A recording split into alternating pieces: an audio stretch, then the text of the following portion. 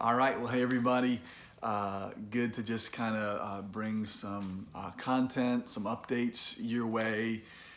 Yeah, you know what? I want to share a few things up front. You know, One, tomorrow night we were scheduled to have a online leaders gathering, and you know I think we're going to postpone that. We're going to push that to either later in the month or to the beginning of July, if necessary. We have a business meeting on June 28th of this, and so I want to kind of stay away from those days, and I want to just kind of honor and I totally understand and get this very real thing called Zoom fatigue and just the exhaustion of being in front of screens all day. I totally get it. Truth be told, that's probably why I've been a little MIA the past week and a half or so, feeling some of that myself, but we will plan on meeting again soon. I wanted to share kind of some personal updates as to what's been going on with me, and in case you've been wondering, maybe you haven't. If not, I totally understand. You guys have lives too, but just some things that's been going on in my own world. One, I've been running. You guys know I love to compete. I love to challenge myself, put challenges in front of me, and because of all the everything COVID related, triathlon season is pretty much canceled at this point. There's always a possibility of getting in a race, late August, September. So we'll see what happens there. But for all intents and purposes, there's no triathlon season. So I needed some big goals, and so I set this goal.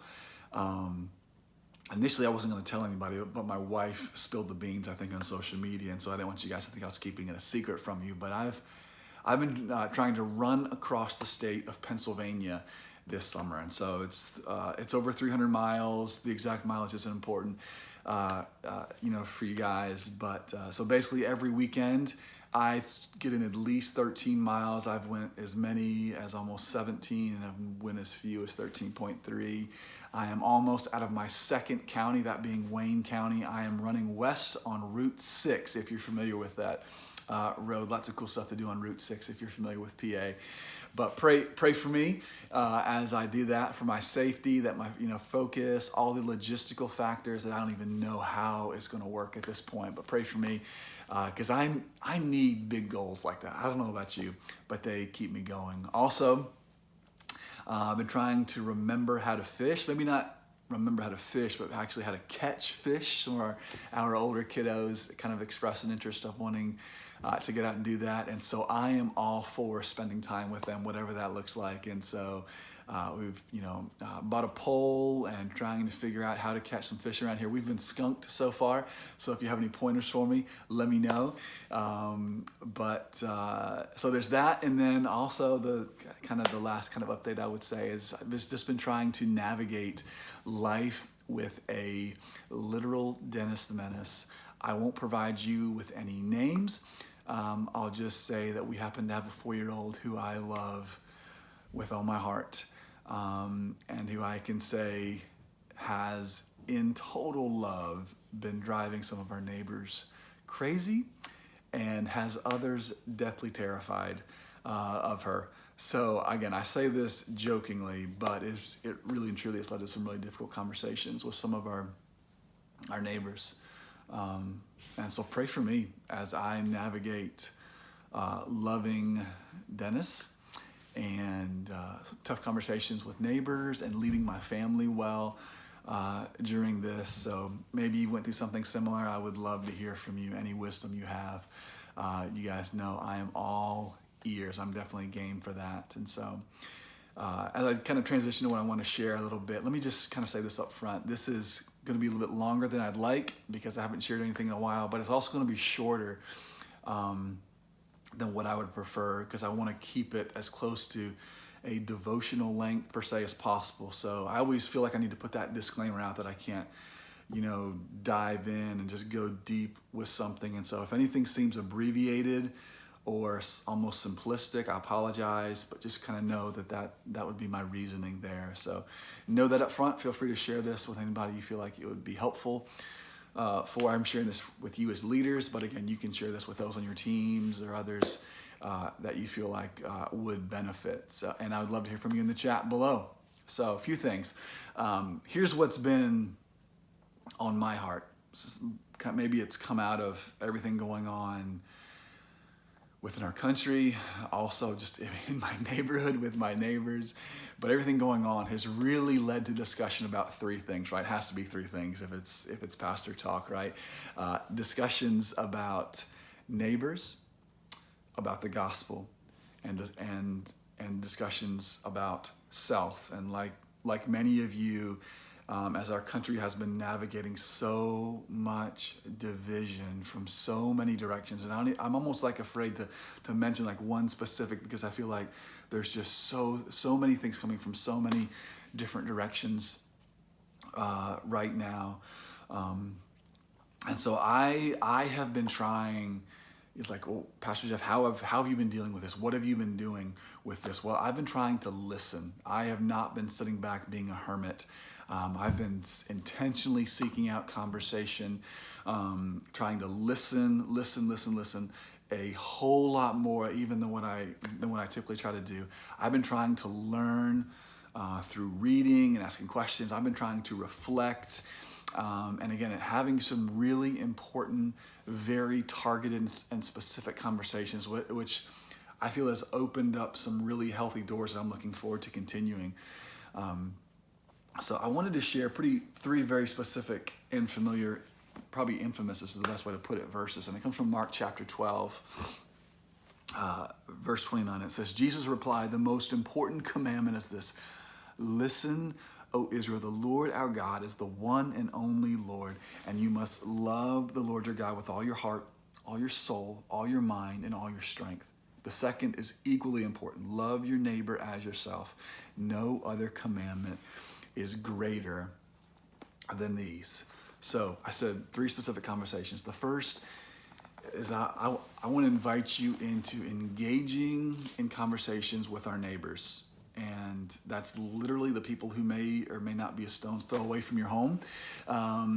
But it's also, think of the parable of the Good Samaritan. And, when I say engage in conversations with your neighbors, find people, maybe people you typically don't have conversations with, you don't agree with, and ask questions. Listen and learn, regardless of your personality, extrovert, introvert, whatever you got. Listen and learn. Seek first to understand before you seek to be understood. Can you imagine if we embrace that kind of thinking? And I stand by so much. I almost feel like it's prophetic in a sense of, Techno Week is what I'm referring to. Much of the content I shared, and no clue what was coming down the pipe, when I shared that.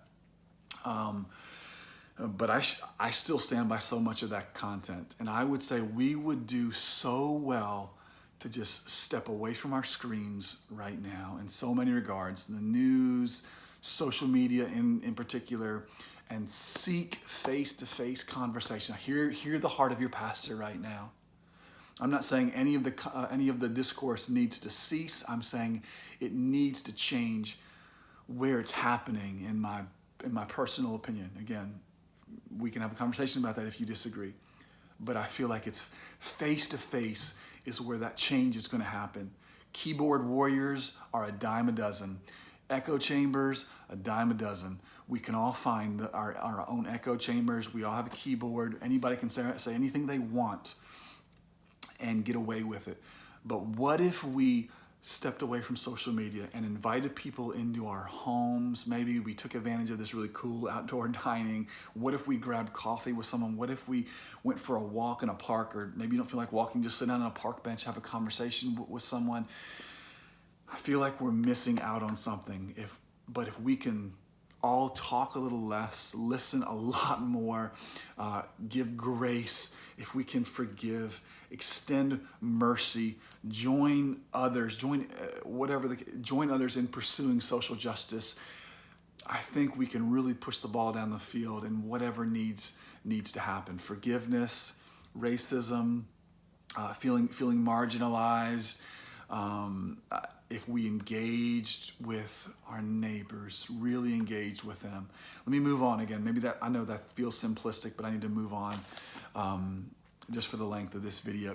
And the second conversation I want to invite you to engage with me in is this conversation in engaging with the gospel. And I'm a firm believer, and I hope you hear me say this often, that the gospel should inform every decision that we make.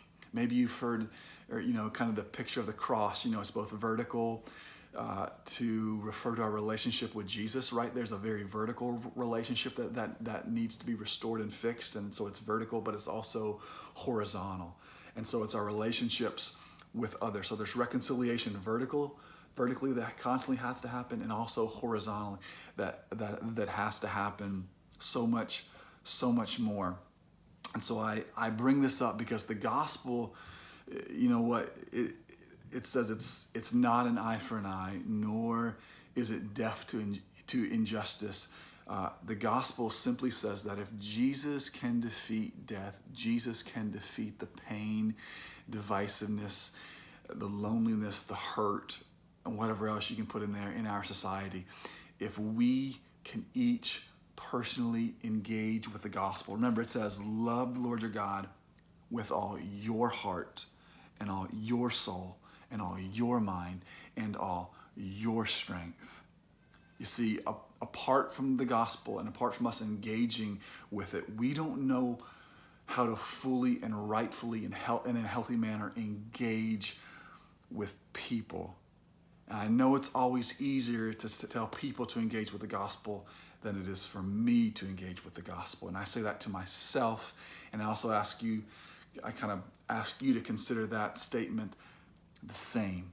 So if it stings, if that statement stings, that I desperately need to engage with the gospel before I ask anyone else, if that stings, I would ask you to hear my heart right now and asking you to get alone with Jesus and sit quietly with our Lord and reflect on the gospel and who he is. Last, engage with self. I'm going to stick with some notes right here in particular at this point. So it actually got back to me that one of our neighbors, I told you it's been a little tense around here, and pray for me, but our neighbor, who happens to be a grown man, actually told his kids to relay it back to my kids. Sounds healthy, right? Get back to my kids, that if they left their bike in his driveway, that he would smash it into pieces. And so again, my kids came to me, and so the mistake I made is going over to his house and executing a very firm roundhouse kick. No, I'm kidding. Totally kidding. You guys should know me well to know that did not happen. But the mistake I made is that I didn't address it well, the whole situation with my own kids. I just told them to make sure they didn't leave their bikes in his driveway. So again, side note, I'm not sure what that has to do with anything, because Dennis the Menace has done nothing to anyone's bikes or property for that matter. But fast forward to yesterday, when a different neighbor, super sweet, 14-year-old who kind of hangs out, she hangs out with the kids sometimes, watches them, when they're riding bikes and stuff, and they are digging an underground tunnel when the shovel that she's using, which was probably plastic or something, that was ours, it breaks. And remember, I didn't really deal with the heart of what my neighbor's comments to his kids to relay to my kids. I just said, don't leave your bikes over there. And so when Liz broke the shovel, you know what happened immediately? Our two oldest, stood up, came running to the home and said, Liz broke our shovel, Liz broke our shovel. She has to pay for it. She has to buy us a new shovel. Why does that stick out to me? Because it falls so short of gospel-centered living.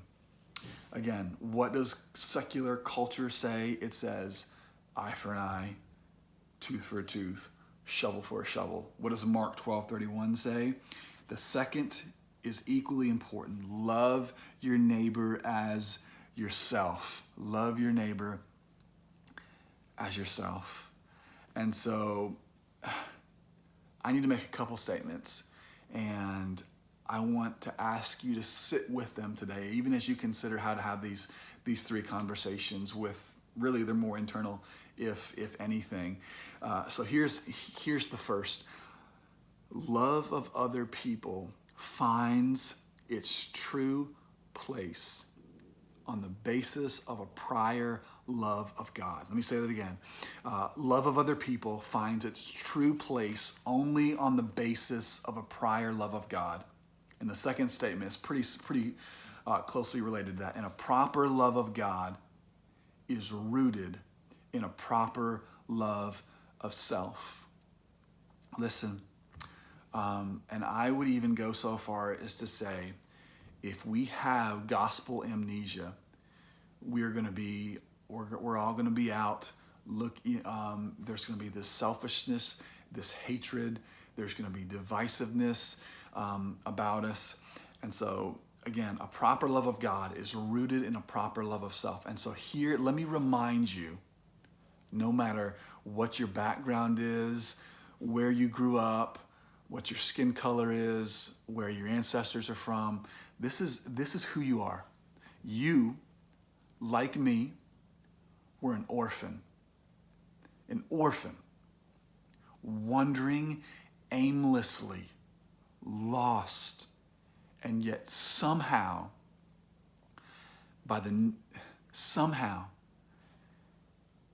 Jesus sought you out. No matter where you're from, no matter what you've done, no matter what, Jesus sought you out, and he bought you back with his own blood, with his own life, making you his own child. He adopted you into his family. And not only that, but he didn't just, adopt you in and give you little spots. He adopted you into his family, and he transferred his rights. He made you joint heirs, co-heirs with him. He transferred his rights to you and to me. What does that mean? It means now we have true friendship with God the Father. And this inheritance, it's more wonderful than anything you can imagine. There is forgiveness for the debt of our sin. And so let me ask you, do you think of yourself like this? If you don't, again, it is going to be impossible to grasp the scope, the width, the depth of the gospel of God's love for you and God's love for people. It will be impossible for you to love others. Impossible. Every single neighbor that we have, again, regardless of age, gender, race, ethnicity, vocation, or whatever else it is, someone was created in the image of God. And so because of that, he or she is someone to be loved, to be respected, to be valued. You say, no, you don't understand. It's more complicated. It is so much more complicated than that. It's not. Because at the heart, at the seed of everything, man, it's the same seed in every single one of us, and it's the same seed that sent Jesus to the cross. And every single one of us are human beings who need to be bought back, and Jesus has sought you out, and he is seeking us out.